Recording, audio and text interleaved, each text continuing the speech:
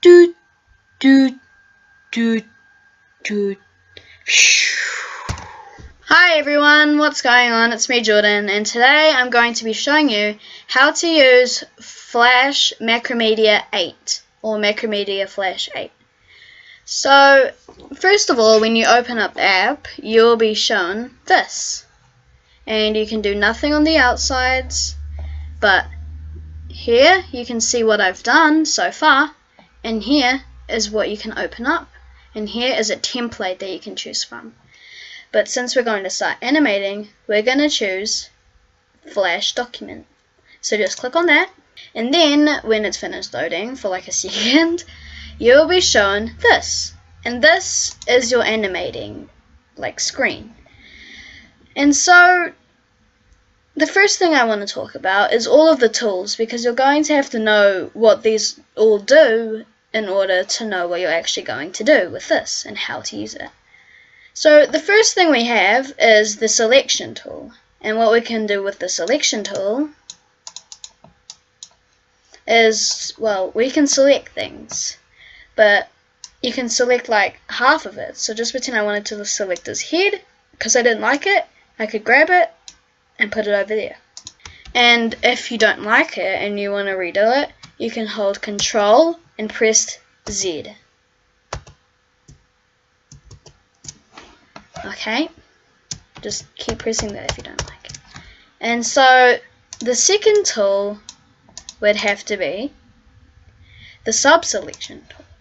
And this is really weird, and it could be helpful in some parts, but this one can move bits around. So I wanted his forehead to be bigger.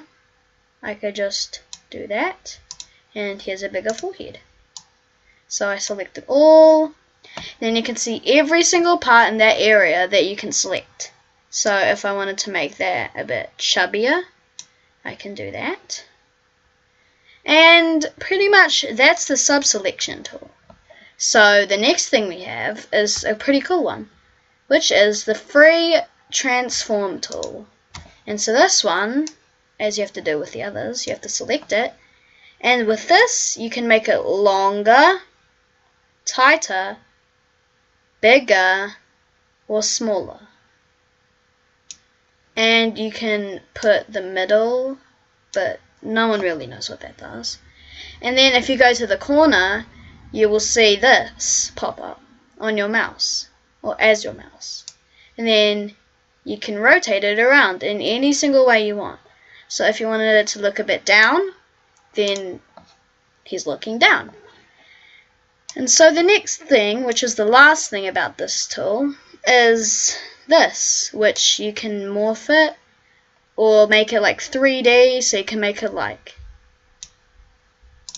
yeah, he's more 3D than he was, but that's kind of ugly, so it doesn't really look like it. But I'll make a better demonstration.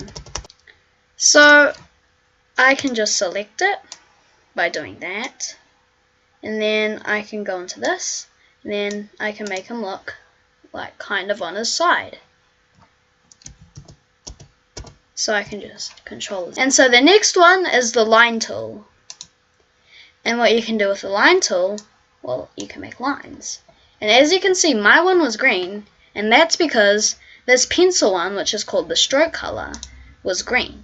So if you want it to be maybe pink, or something around that, you can click on it, and then hold, and then let go where you want it to be. So just, if I want to get rid of it, remember Control Z. So everything that I will be doing, I will mention.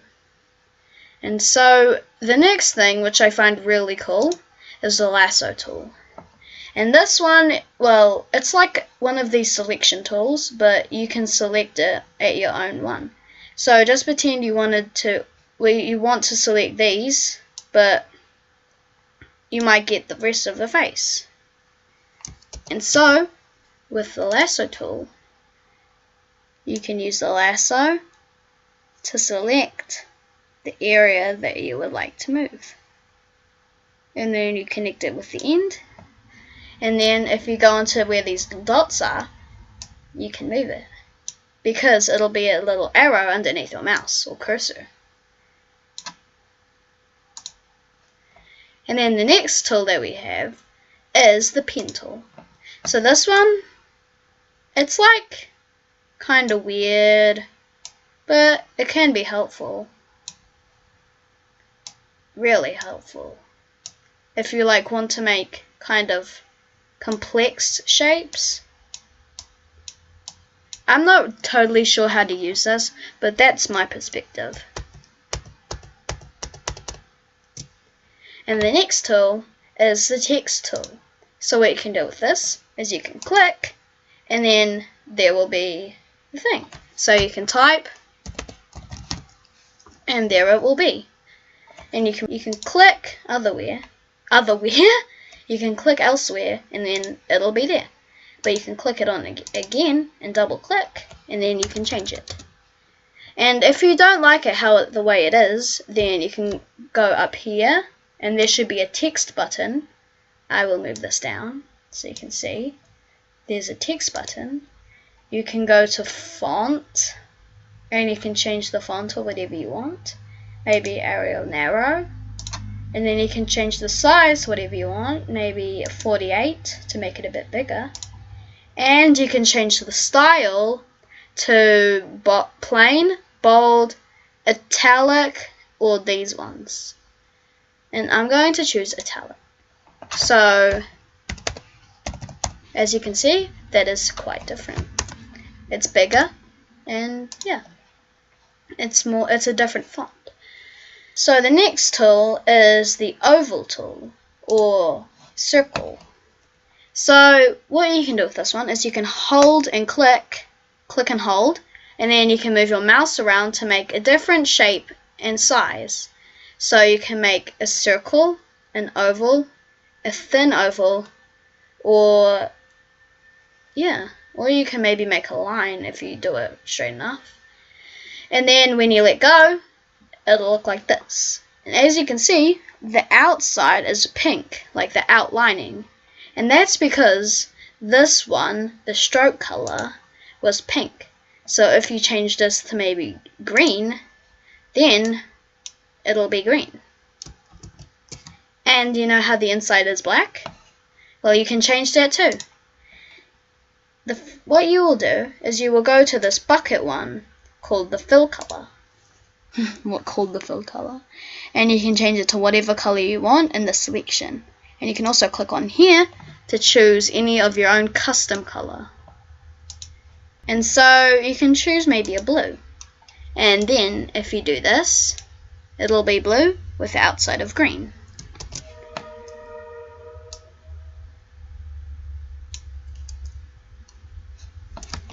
And that's that tool. And the next tool is the rectangle tool. It's pretty much the exact same thing, but it's a square or a rectangle.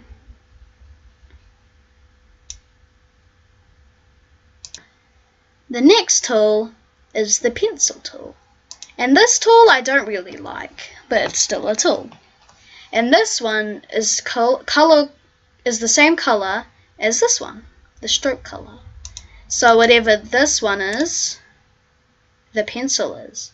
So if I change it to red, it'll be red. And for some reason it turned into a square. I'm not sure why, but I think it's because of the straighten tool.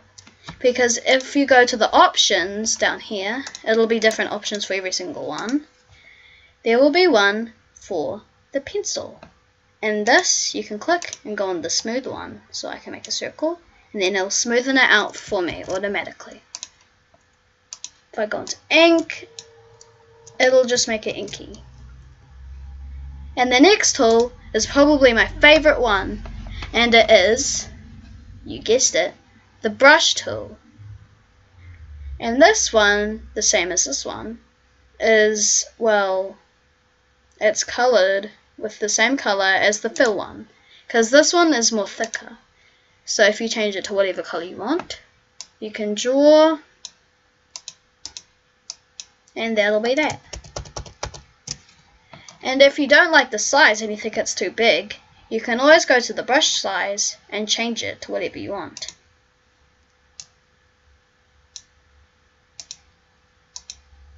you can also change the shape of it right underneath it by going on the brush shape.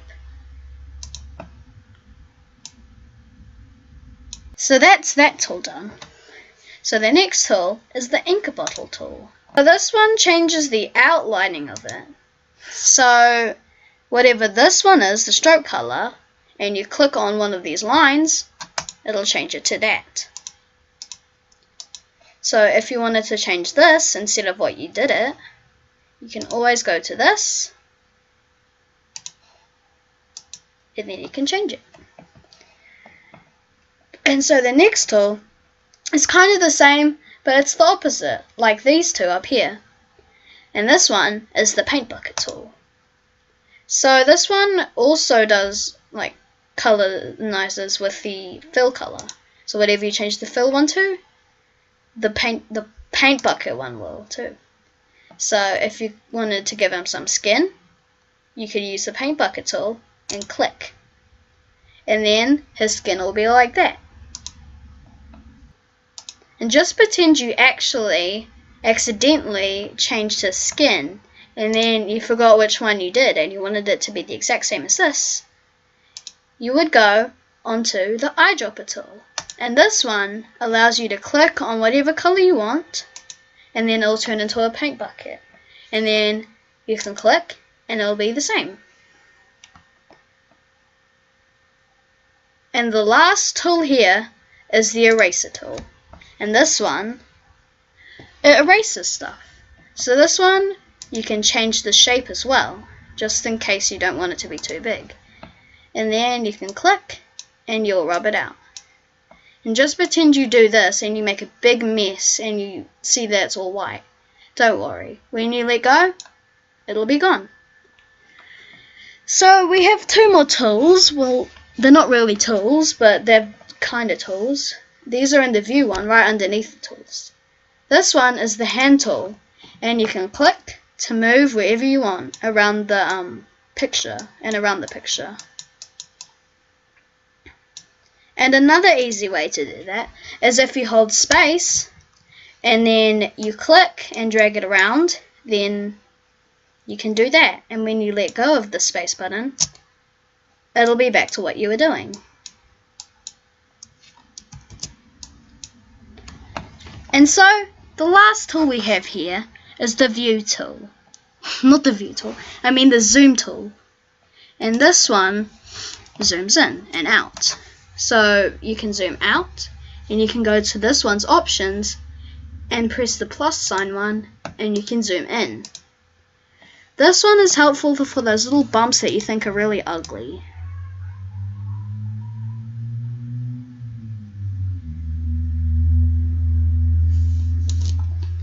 Or if you want to do that. Because as you can see, I'm on the biggest one, and if I zoom out, it'll be really big, almost the size of his face.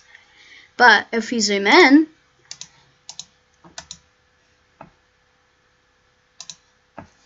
it'll be only the size of his eye. So that's all of the tools. So now we're going to move on to the actual animating. And this one is worked with the frames. And the frames are up here. And these layers, you don't really have to worry about them for now. And so as you can see, this is the frame that we are on. So everything here is in this one frame. So you can make a new frame by pressing the insert frame, insert keyframe, and insert blank keyframe. And there are other options such as convert to keyframes, convert to blank keyframes, which changes one of these frames to another frame. There is a cut frame, and there's a clear frame. There is a cut frames, copy frames, paste frames, clear frames, and select all frames. And those ones are pretty easy to understand, so I don't really need to tell you about those. And I don't think you need to worry about these ones either. So what you'd want to do to make a second frame for animating is pressing the insert blank keyframe. And now you can see that you have a fresh new page. So if you click on this above it, then you can see. And what I'm going to do is I'm just going to press the remove frames. So then there will be the blank one that I kept. Insert blank keyframe.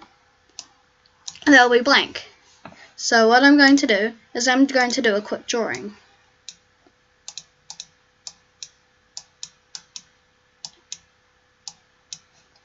Okay, so here is our thing, or our stick man. And so if you go to the next one, you can't see him anymore. But this can be solved with the onion skin tool. And if you click on the normal onion skin, you can see an invisible version of it. Oh, where to go? An invisible version of it. But it's really hard to see, so I'm going to quickly make another one.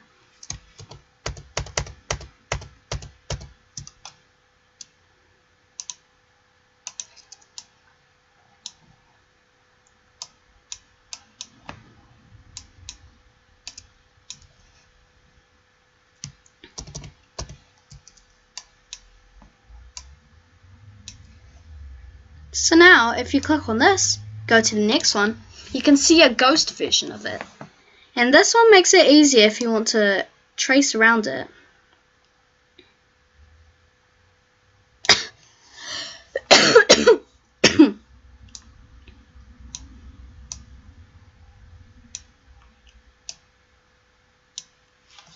So now if you get rid of this,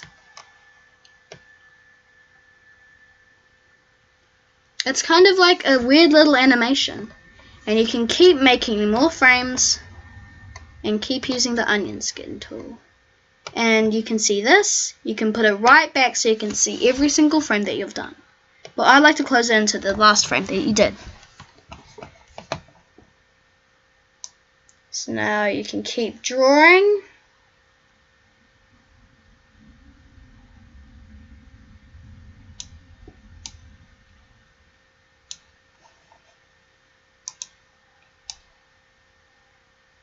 And there are other onion skin tools, like the onion skin outlines,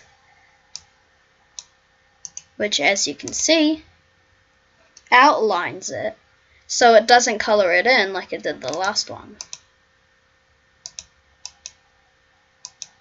And this one is the edit multiple frames. This one, just, you can edit every single one. So if I wanted to get rid of that, then, and I got rid of that, his face would be rubbed out. And all of their faces would be rubbed out a bit. And that's how that works. And then the modify onion skin markers, well, you can just modify it yourself. And that is pretty much the basics to what you need to know for Macromedia Flash Professional 8. And then when you want to save it, you can just click the X button, and then it'll ask if you want to save changed files to this name. And if you don't want this name, just continue to press yes, and it will take you to a folder, and then you can change the name of it.